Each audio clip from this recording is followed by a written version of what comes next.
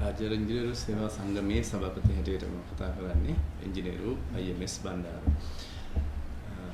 අපේ ඒකාබද්ධ සංගමයේ විධායක නිලධාරීන්ගේ සංගමයේ සභාපතිතුමා මම හිතන්නේ කරුණු පැහැදිලි කරා. ඉතාමත්ම කෙටියෙන් ඒ වගේම මේ ගරු ශ්‍රේෂ්ඨාධිකරණ නදීන්දුව එන්න කටයුතු කොහොමද සම්පාදනය වුණේ කියන්නේ.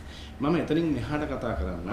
ඒ කියන්නේ ගරු ශ්‍රේෂ්ඨාධිකරණ නඩතීන්දුවත් සමග මේක කෙනෙකුට හුවා දක්වන්න පුළුවන් එක් නිලධාරි කණ්ඩායමකට එහෙම නැත්නම් එක් සේවාවකට පමණක් බලපවත්වන විදිහට දුන නඩු තීන්දුවක් හැටියට. ඒක එහෙම නෙවෙයි. මේක සමස්ත රාජ්‍ය සේවයටම බලපාන නඩු තීන්දුවක්. තව දෙයක් කෙනෙකුට කියන්න පුළුවන්කම තියෙනවා මේ නඩු තීන්දුව දීර්ඝ කාලයක් අහපු හින්දා ඒ කියන්නේ 2014 ඉඳලා අද වෙනකොට 2027 අවුරුදු 26. එතකොට අවුරුදු 12ක්. එතකොට මේ කාලය තුල මේ රාජ්‍ය සේවයේ තත්ත්වය ඊට වඩා වෙනස් ඇති කියලා. ඉතින් මම මෙන්න මේ කාරණා දෙක පිළිබඳව කතා කරන්න. ඇත්තම කතාව කියනවා නම් එදා තිබුණ තත්ත්වයකට වඩා මේ රාජ්‍ය සේවයේ තත්ත්වය අද භයානකයි. ඒකට හේතුව එදා අපි කතා කරේ මේ ගරු ශ්‍රේෂ්ඨාධිකරණ නඩු තීන්දුවේ සඳහන් වන පරිදිම එක් සේවාවක එක් තනතුරු කොටසක් පමණක් මේ ගැසට් කිරීම තුළ ඇති වූ ගැටලුවක් සම්බන්ධව. ඉතින් මේක අද වෙනකොට විවිධ සේවාවන් වල විවිධ විදිහට වෙනත් කාරණා කෙරෙහිත් බලපාන මට්ටමක් ඇවිල්ලා තියෙනවා. එතකොට අපි මේ කතා කරන්නේ එක් රාජ්‍ය සේවයකට සිද්ධ වෙච්ච දුන්න තීන්දුවක් හැටියට නෙවෙයි. එහෙනම් අපි මේක කැමති සමස්ත රාජ්‍ය සේවයේම ප්‍රතිසංස්කරණයක් සඳහා යොමු වෙන තීන්දුවක් හැටියට මේක ගන්න. මොකද දැන් අපි උනත් අද අපි ඉන්න තනතුරුෙන් අපි ඉවත් වෙන්න ලෑස්ති. කරලා අපිට අවශ්‍ය කාර්යක්ෂම රාජ්‍ය සේවය.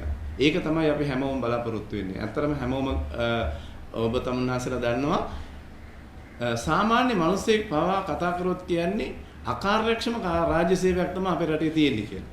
එහෙනම් මේකට අපි උත්තර බඳින්න ඕනේ. ඒක වර්තමාන රජයේ ප්‍රතිපත්ති ප්‍රකාශනයේ පැහැදිලිවම තියෙනවා මේ රාජ්‍ය සේවය ප්‍රතිසංස්කරණයකට භාජනය කරනවා. ඉතින් මම හිතන්නේ මෙම අවස්ථාව මේ රජයට ඉතාමත්ම මහඟු අවස්ථාවක්. මොකද මේකට මේවැනි නඩු තීන්දුවක් සමග රාජ්‍ය සේවය ප්‍රතිසංස්කරණයක් කරන්න පුළුවන් නම් මම හිතන්නේ මේක තමයි අවස්ථාව. ඉතින් මම හිතනවා ගරු ශ්‍රේෂ්ඨාධිකරණ නඩු තීන්දුවත් සමග මේක මේ සමස්ත රාජ්‍ය සේවයම ප්‍රතිසංස්කරණයකට ලක් කරන්න අපිට දැන් හැකියාව ලැබිලා තියෙනවා. එහෙමනම් අපි විවිධ වෘත්තීන් වල විවිධ සේවාවන් වල නිලධාරීන් මෙතන ඉන්නවා. අපි අපේ සභාපතිතුමා කියවා වගේ සේවාවන් 18ක් පමණ අපි එකතු වෙලා ඉන්නවා. එතකොට අපි වුණත් අපේ තනතුරු අයින් වෙන්න අපි ලෑස්ති.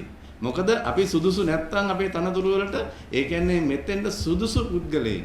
එතකොට සුදුසු පුද්ගලයන් හැකියාව සහ ඔවුන්ගේ සේවාවේ ඔවුන්ගේ විෂයානුබද්ධ ඒගොල්ලන්ගේ හැකියාවන් මේ කියන තනතුරට ගැලපෙන්නේ නැත්නම් ඒ සඳහා ගැලපෙන අය පත් කිරීමේ හැකියාව දැන් අපිට ඇවිල්ලා දෙනවා. ඉතින් මම හිතන්නේ මේක මහඟු අවස්ථාවක් හැටියට සලකන්න පුළුවන්. මම හිතන්නේ ඉතිහාසයේ මෙවැනි අවස්ථාවක් රජයකට ලැබුණේ නැහැ. ඉතින් අපි හිතනවා මේ රජය මේ අවස්ථාව ප්‍රයෝජනට අරගෙන කාර්යක්ෂම රාජ්‍ය සේවයක් නිර්මාණය කර ගැනීම සඳහා අඩිතාලම් දමයි කියලා. ඊළඟ කාරණාව.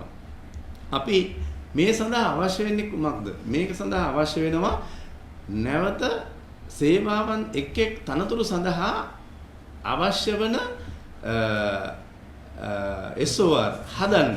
එතකොට මේ සඳහා ඒ කියන්නේ අපි ස්කීම් ඔෆ් රික්‍රූට්මන්ට් කියලා කියනවා. එහෙම නැත්නම් බදවා ගැනීම සඳහා අවශ්‍ය සුසුකම් හදන්න කියනවා. මේ සඳහා අපිට අවශ්‍ය උදව් කරන්න පුළුවන්. මොකද අපි සේවාවන් සියල්ල අපි එකතු වෙලා ඉන්නවා. අපිට මේකට උදව් කරන්න පුළුවන්. ඉතින් අපි ඉදිරියේදී අපි ඒ සඳහා අවශ්‍ය අපේ මඟ පෙන්වීම අපි ලබා දෙන්නම්. ඒ කියන්නේ අපිට පුළුවන් මේකට උදව් කරන්න. ඉතින් මම හිතන්නේ රාජ්‍ය සේවා කොමිෂන් සභාවටවත් අපේ රාජ්‍ය පරිපාලන අමාත්‍යාංශයටවත් තනියම කරන්න අමාරු නම් ඒ කියන්නේ අපේ සේවාවන් වලින් අපි අවශ්‍ය උදව් අවශ්‍ය නම් අපි ඒකබද්ධ වෘත්තීය සංගමයේ හැටියට අපේ ඒකබද්ධ සංගමයේ හැටියට අපිට මේකට අවශ්‍ය උදව් කරන්න පුළුවන්කම තියෙනවා.